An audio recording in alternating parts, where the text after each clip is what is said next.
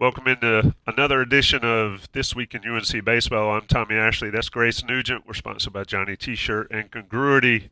As always, we have the man of the hour, or the half hour, or however long we get him, graciously every week, head coach Scott Forbes.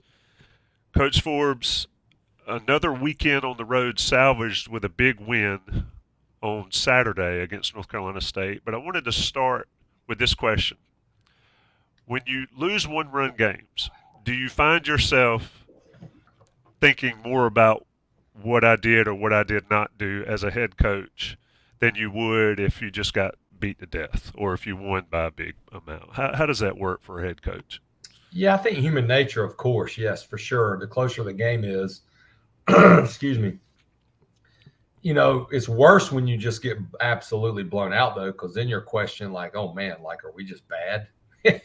you know, so one-run games, like, hey, if we do this different or do that different, and you go back and I'm one of those people, like, I'm not going to hide from the fact that losing is just – saw a really good interview on if you've seen it on CBS with Dan Hurley, and I can relate. Like, there's like a black cloud, and it's not something that I thought, well, maybe can I change this as a coach? Like, I had this black cloud that I feel like's over me until we win the next game, and I've just accepted that's how I'm natured, and I think that's a good thing because you want to win. And then when your team feels like that, and your team's like that, that's what you want your culture like.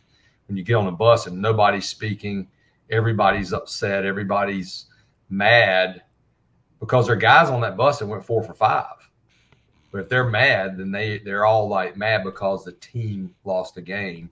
But what I try to do now is look at it either way. We win by 1 or we lose by 1, or we win by 2, lose by 2, whatever the close game is. I try to go back on both and say, okay, how do we, I try to go back and just say, what about these moves? What about that move? And go from there. And sometimes, you have to have that mirror conversation, and you have to do a better job if you feel like, hey, I didn't make a good decision there.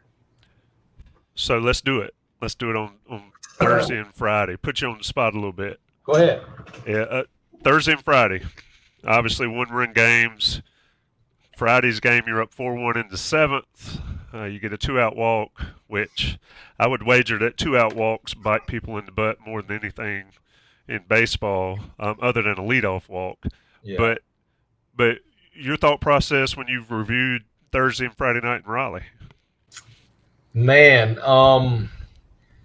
really, my thought process is – on the first game is I woulda,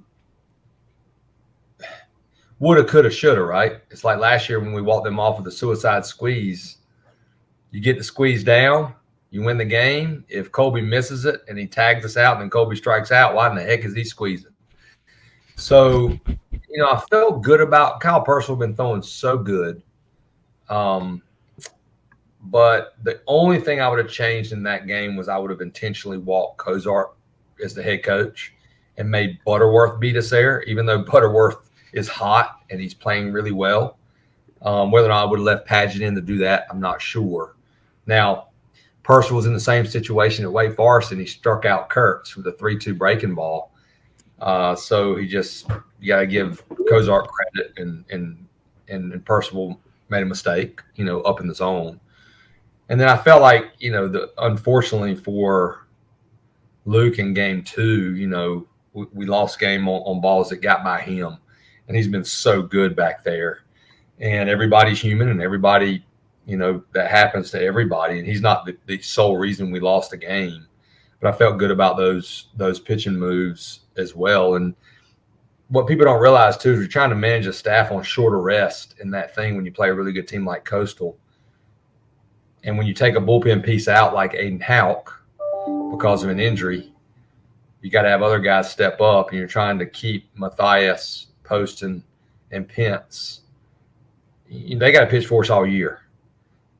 So I would have loved to maybe left a guy in more than, but you can't. I mean, you pitch Tuesday, you pitch Thursday, you got one day on Wednesday. You have to manage these guys' arms because they also have careers. And as bad as I want to win games, If I feel like there's a certain amount that guy can give that day, when that amount hits, I'm going to take him out. I feel like game 2, we just had some opportunities offensively. We just didn't capitalize. And if we'd have capitalized on those, I feel like we would have come out on top. What do you say to your team when they have those one run losses, like on the bus? Just how is that atmosphere? Kind of walk us through what your mentality is talking to those guys who have to go out and play another 1 or 2 games. Well, our group, I'm sure you guys have noticed, is a special group, and it's a very team-oriented group. So that black cloud is on that bus right away, so I don't say anything. I wait till we get back if it's a short trip, and we get in the locker room, and I talk very briefly because I've been preaching the whole year about being process-oriented, and outcomes are distractions, good or bad. It's a long season. We know what our ultimate goal is. And I don't say a lot, Grace, just because you need to speak less after losses. And, we've won 7 or 8 one-run games on the other side, which is why we have 30 wins. We just lost 3 in a row. And every team in the course of a season, every team I've been a part of here, they go through something where they go through what's called adversity during the season. So losing 3 games in a row, Coastal at home, breaking the streak, getting walked off on Thursday night at NC State, and then losing another 1 run. What is there really to talk about? And when your team's like our team is, and they play hard, they're in every pitch, they pull for one another. The only thing to say is, hey, if we made some mistakes and that's why we lost those 1 runs, let's clean those up. Focus on the positive, and the positive is we're not making many mistakes defensively. And our guys' velocity is really starting to jump up. You saw that this weekend with everybody. So we just have to make some better pitches and then be better with runners in scoring position, and we'll do that tomorrow. So that's what I said to them. Like, hey, we've been in this position before. We were in this position at Miami. We were in this position at Virginia. I know exactly what I'm going to see, and you saw it yesterday. You touched on bullpen management earlier. Can you kind of walk me through that puzzle of you're in the 6th maybe, and you need a new pitcher? How do you choose which guys throw when, and consider their arm care, their arm rest, and just the rest of the season down the line? Yeah, there's a big difference between 1 day and 2 days. If we play Tuesday and then we play Friday, Saturday, Sunday, you're looking at a totally different situation with a guy like Pence, for instance, that can come in on Friday and finish the game. He might can throw 50 pitches, but when he's thrown against Coastal, and then people don't know, okay, what did he do the weekend before against Notre Dame? So we track all that, and we also track just their wear and tear. And you have to keep up. People that don't really know baseball don't understand that, if a guy gets hot in the bullpen, that's like an appearance. So you're trying not to get those guys hot unless they're going to go into the game. It doesn't always work that way because you think they're getting ready to go in the game, and then boom, you get a double play ball, and then Sprague's rolling back out there. That's just a situation. So really, for me, it's best pitcher first, then match up after that. Like, okay, let's say Dalton Pitts match up better than Matty Mathias in this situation? And here is why, based on our scouting prep, but also who's throwing better at the current time. Because pitchers have ruts just like hitters do. Colby had really been struggling going into this series. I want to say 3-4 his last like 36 or something like that. And pitchers can have that little bit of rut, like Poston walking a couple guys. But what people don't realize is what I'm looking at is how good his stuff is. And then can we get him back where he needs to be in the zone, because his stuff is almost unhittable right now, even though Butterworth hit that home run. If you look at his numbers, that doesn't happen too often. So, but you also have, when you lose an arm for an indefinite amount of time in Boaz and you move Houck in, somebody has to step up. And for us, fortunately, it was Connor Bovair and Cam Pageant also. So sometimes these, as hard as they are, because it stinks. I mean, when you lose a game, period. To lose 3 one-run games in a row stinks even more. And then you got a rival, and to lose 2 at NC State stinks even triple because it's a rival. But they make you better if you let them. And all of a sudden, some guys you might not have used, if you would have one, you had to use, and all of a sudden they emerge, and now they're another piece that can help us win. So that was the biggest thing of those two games, because if Connor Bovair, he hadn't been throwing great, if he hadn't come in and struck out 3, we wouldn't have gone to him in that same situation yesterday. Because even though we had a big lead, that game wasn't over. State's hot. They're at home. They can come back in a second. Y'all follow college baseball. Teams come back all the time. So really for us, at this point in the season, we have a good idea of who our bullpen arms are.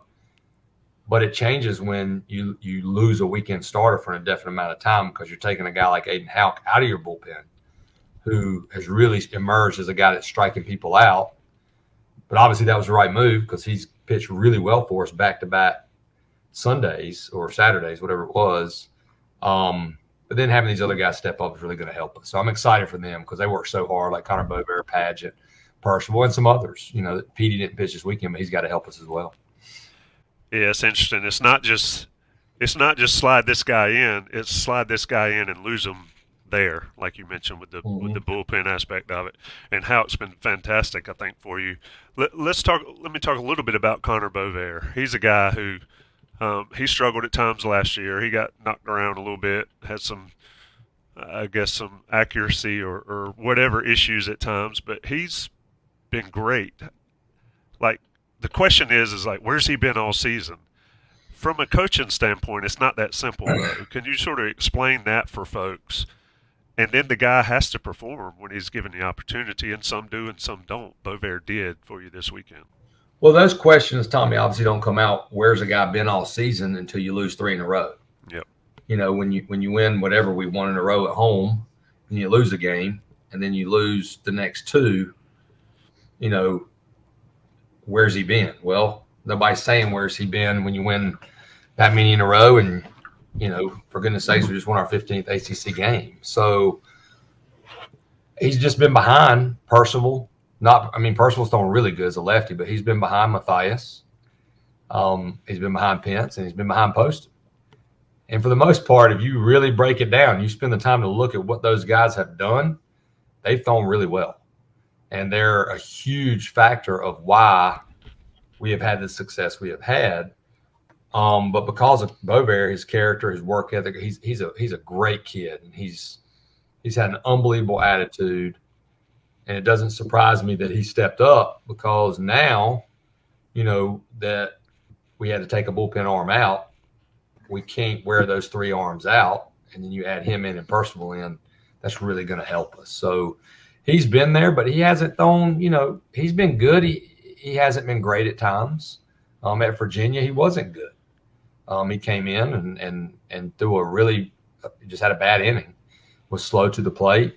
Teams there's more to it too. Like, you got to be able to control the running game. You have to be able to have a pickoff move. So things that we sat down with Connor and said, hey, we got to really work on these, and he made those adjustments, and that's why he's been given those opportunities. Do you ever put a guy in the game? And we're sticking on pitching, because everybody, if there's one managerial decision that's questioned more than anything, is pitching decision. So do you ever put a guy in and you realize right off he ain't got it? Oh, yeah. Yeah, that happens. Especially command. Or, golly, man, they're taking some really good swings off of him right now. Even though, because it can be misleading. He's thrown 3 innings, hasn't getting up a hit, but every ball's been hit has been an atom bomb. So like I know that stuff from being a pitching coach. And but it's harder to pitch now. If people know the game and know college baseball, all you got to do is watch Duke and Virginia Tech yesterday, right? Like, what's the final score? 11-10, whatever it is. The zones are tighter. You have to have better control. So it's all a control issue really for me now. Like, the stuff, yes, great. It's a bonus. Guys are throwing harder, but it doesn't matter if you can't throw it over the plate. So, like, yesterday was an example. Like, I thought Poston's stuff was really good, but it was clear he couldn't get in the zone. So after that second walk, you got to make a change. And some guys, like an Andrew Kerrigan when he was here, that's who kind of Poston's like. Like, he's going to walk you. He's going to have you on the edge sometime, but you got to trust his toughness, and you have to trust his stuff. And you got to believe that he's going to end up getting this save. Staying on pitching, what really have you seen from Aiden with his pitch ability? He came in, transferred with an absurd K for 9. It was crazy. But what have you really seen? Because he has this ability to get himself into holes in the count, and also with runners on first and second, no outs, and then manage to get out of the inning. Well, that's where if you're going to walk some guys, you better be able to strike them out, Grace. If you're walking guys and you can't get a strikeout, you're going to be out of the game. You can't do, guys that can't strike out guys at a pretty good rate, they cannot walk you. So obviously we were working with Aiden to cut back on those walks, and he's never trying to walk somebody. But he's a newer pitcher. He still didn't have a lot of mileage on his arm. He didn't pitch a ton growing up. So he's still learning, but he's got that nasty breaking ball. He's up to 95, at times 96, and the changeup has been really good. And against NC State, who's playing 7 lefties, that can give you issues, from the standpoint, unless you're throwing a guy out there like a Boaz with that type of sweeping slider, the right-hander's got to pitch some. Because it's already a harder matchup for him if he doesn't have a changeup. So that changeup helped him, but continuing to grow him with the bullpens, try to get ahead in the count, try to put the foot on the gas a little bit better when you do get 2 quick outs. What he did good yesterday was, I think he gave up 2 solo home runs. Is that right? Both of Cozart. Yeah, and he got the next guy out, instead of walk the next guy. And that's something that is very mature, for him to be able to do, being a new pitcher in this league. But he's very even keeled. I think he's going to continue to get better for us, and he really competes. So, it's honestly, as crazy as it sounds, I feel like our 3 starters right now can match up against anybody's in the country, and that's been fun to see because you're kind of like, oh man, what are we going to do? We don't have Boaz right now. Well, we'll give Houck a shot because he seems like the most likely starter, and based on what my eyes have seen, he's as good as any starter Friday, Saturday, Sunday, really, that I'm watching in all these games, which is exciting for us. Switching it to the outfield, your outfield had just some crazy plays. Casey, Anthony, Vance, obviously. I'll talk about Vance and his outfield ability. But do you guys have a specific metric that you grade those outfield saves with? Do you use WAR, or are you using something else? We have I think it's called SMS. I don't know if that's the name of it for sure. Coach Hal's in charge of it. It's a tracking system to see how much our defense covers and what the first step is and what the range is like. And basically, when we went through the line, Chris Hart said, "You've got the best outfit I've ever seen," and that was a big compliment. And I agree. They've been phenomenal. And Casey Cook's been really good as well. He's the one that's kind of like, well, he doesn't have the speed the other 2 have, but he's dang good out there. And the crazy part is they all 3 are having good years offensively as well. But we know, we don't have to keep up any type of stat. All you got to do is watch the game and be like, okay, enjoy this. And, that's what I remind coaches. I've been coaching long enough to know, enjoy watching those 3 guys out there, because we can have a phenomenal outfield next year again, but they're probably not going to be that phenomenal. Let's talk about Colby Wilkerson a little bit. He is a guy that I will freely admit, and no disrespect to Colby, but I thought Madera would be his starting shortstop. And I didn't think Colby was going to get a lot of play, but he stepped up. Madera got dinged up. We've talked about that before. Beginning of the season, Colby stepped in and never stepped out. Mm-hmm. Well, he struggled at the plate, and then in Raleigh, he had probably one of his best series as a Tar Heel. Just another one of those guys for you that just does it, right? Just head down to the grindstone and gets it done. Just sort of speak to his ability to step up for you guys. Yeah, one thing Colby's got is it's called ice water. Nothing phases him. He's not scared of any situation. He can move on extremely fast. His dad did a phenomenal job coaching him in high school. He's been taught well to have a short memory. A very team-oriented kid.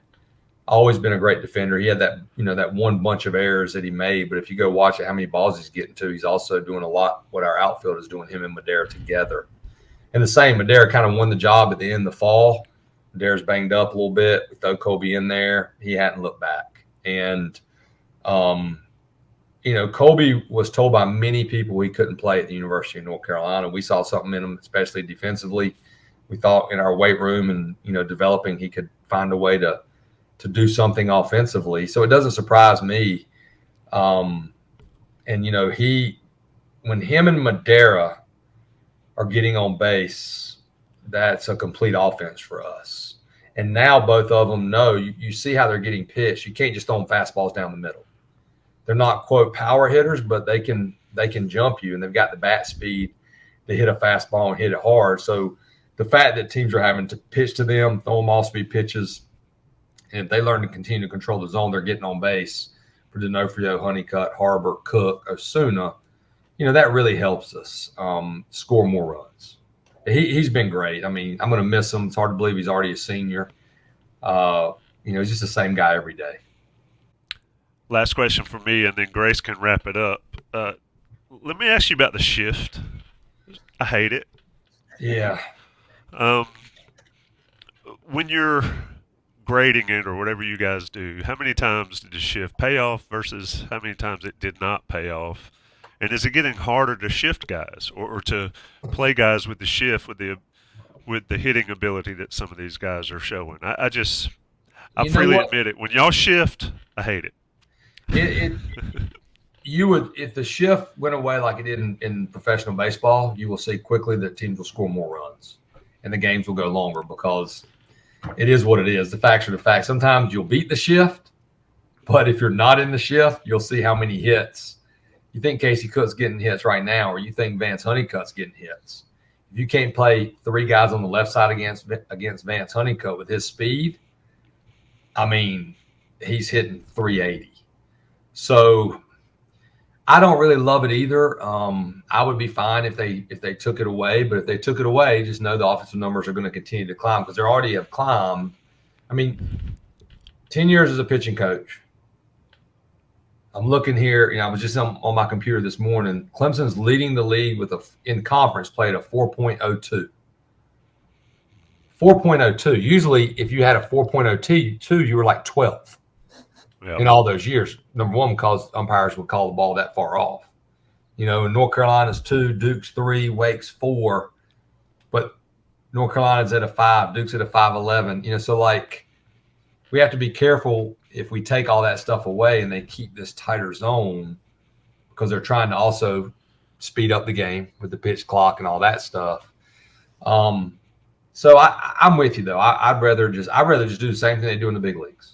If they want to give us bigger bases, give the bigger bases. Don't only allow to pick at first base a certain amount of times. You can't shift. I think that'd be awesome because they're going to have to do it anyway when they get to the next level. So go ahead and get them used to it. Yeah, my biggest. They also need to check the baseballs at this level because teams are doctoring up baseballs and using that spider tack, and that's going to give more spin and that type of thing. There's no coincidence some of these kids. Then if they're doing that and they get into professional baseball and they can't do it, their spin goes down so much. So I'm big on doing whatever they're doing at the big league level. Yeah, I agree there. And one thing that drives me nuts about the shift is when you see somebody rip one into right field and the second baseman's out there playing softball depth. Yeah. And, it's an out. So that. Look at Luke. I think Luke, the game, it's a game of inches too. Right, like we moved Madera a little more pull on what's their third baseman's name? NC State transfer from ECU, Markowitz. Yep. However you say it, and if he's one step to his right in the Friday game, it's a double play, and that's the inning they came back. The innings, right there, they got to run on first, no outs. Boom, you have a double play. That's where also the baseball was a game of inches, and we weren't even in a massive shift. But you're right, that stings when you sting one, and that's why they were talking about a guy like Corey Seager in the big leagues. As soon as they take that away, he's going to get more hits because every hitter, for the most part, when they get a mistake, is going to pull it hard. And a lot of times you pull it hard on the ground. So two guys that stick out to me are Casey Cook and Luke Stevenson. They've hit a ton of balls really hard, and in my mind, I'm like, that's a hit. And then the guy just standing right there, like you said, in right field, like they used to do to Ortiz for the Red Sox. All right, Coach, I got 2 left for you. Okay. Normal one and then a fun one. When it comes to rest days, We talk a lot about rest days, arm care for pitchers. What do you do for your position players? Do you have certain rules around you cannot come in and hit this day? You need to do this for your body? Just because I know some of these guys, I think, would live and die in those cages if they had the chance. But it's a long season. And they do. Yeah, I talked to them about that when we got back Saturday. Like, hey, rare Sunday off. Terry Joe and our trainers will be in. They're phenomenal. They do so much for our guys. Come in, get treatment, do your foam rolling, hydrate. If you want to do a little bit extra in the weight room, but let's just stay off the baseball side. And then this time of year is tricky because as a coach in your mind, you're like, hey, we got to work on this. We got to work on this. But you also have to work on your recovery and you want to be playing at your peak. So now I've gotten to where, okay, the best thing today might be 45 minutes a piece for our hitters in the cages. Now we hit these balls, they're called Marv balls. So they're softer and they don't hurt your hands as much when you swing. But we limit their swings. We really talk to them about their recovery. You know, we're still lifting in season, so we lift today. We'll lift Wednesday. So a day like today, even though they were off yesterday, really in my mind is kind of off with really like maybe a little bit of hitting, but no throwing today, no base running today. Because the other thing about baseball, Grace, is if we play at 6 tomorrow, our guys are going to need a pregame meal at 2. We're going to be on the field if we take BP on the field, which we normally do, you know, unless it's as the year goes along. Some years we even start hitting in the cages. They do that a lot now in the big leagues. But you take BP, you take ground balls. The other team takes BP. They take ground balls. You come back out. If you take infield and outfield again, then they take it. Then you stretch again, and you throw, then you play. You know, it really doesn't make a lot of sense. And I remember talking to some older coaches, you know, over the years, and you have to pay attention to that stuff because your guys, if they're going to be playing well at the end, they have to be healthy, and you want them feeling strong and fast. So, yeah, we really, I don't lock it up, but I just tell them like, hey, don't come in here today. Just be a kid, get out of here, grill out, do what you want to do. Just don't come into the Bosh and take a day because they need it. Yeah, it's a long college baseball season, and it's a lot on the body. All right. Yeah, we played 40 games, and these kids, and people forget they are going. You know, they are taking classes.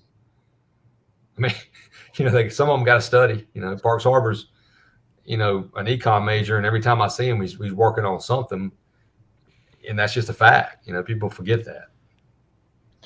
Fun question: if you could go and watch any like professional baseball game, like go back in time, like 1975 World Series Game 6, something like that, which game would you pick?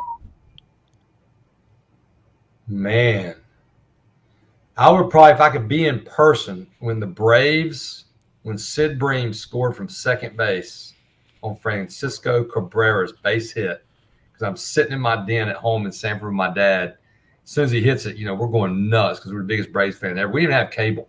So the Braves played on Fox all the time. So then in the playoffs, obviously my dad and I would watch them. I would be at that game in person. That's just the one because it's a memory with my dad.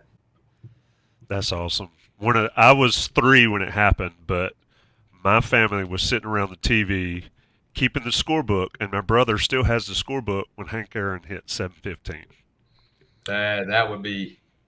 I mean, I've been to so many games. I've been fortunate because we've had so many players in the big leagues. But I've also, my dad and my grandpa would take me down to watch Dale Murphy, you know, and things like that. So, but golly, that's just one. I mean, I'm sure if I really sat down and thought about it, Grace, I could probably find a Game 7 World Series like with the Yankees back in the day with Yogi catching and Mickey Mouse. That would be phenomenal too. Just no Houston Astros at all. We know that's Grace's favorite team, Coach, so we always got to take shots. My Texas teams, I can't go wrong with them. We're not going to beat the barrels too much when the pitches come in. Coach Forbes. Coach Forbes, it's always fun to talk to you. I appreciate you taking more time than we said we would keep you for. It's a pleasure every time. I look forward to it every week. I hope you do. Yeah, absolutely. I do want to make sure that our fans know, like, you know, we got a good home stretch here is a special group, a group that should be pulled for, should be supported. So we're excited about it. It starts tomorrow night, obviously, against Gardner-Webb. And we got Virginia. I think we have maybe 10 in a row at home, and then we finish at Wilmington and at Duke. So, that's exciting for our guys, and I'm excited to watch them. Who's trotting out tomorrow for you? I believe Cam Paget is going to start tomorrow night. And we're going to make that decision here in just a little bit. I pretty much finished Gardner-Webb yesterday, but I'm going to step in Coach Howell and Coach Gaines, and we'll make that call here in a second. All right, good deal. Appreciate it always. Sponsored by Johnny T-Shirt and Congruity. That's Grace. I'm Tommy. That's Coach Forbes. Always a pleasure. Y'all have a great day. Thank you. Thank you.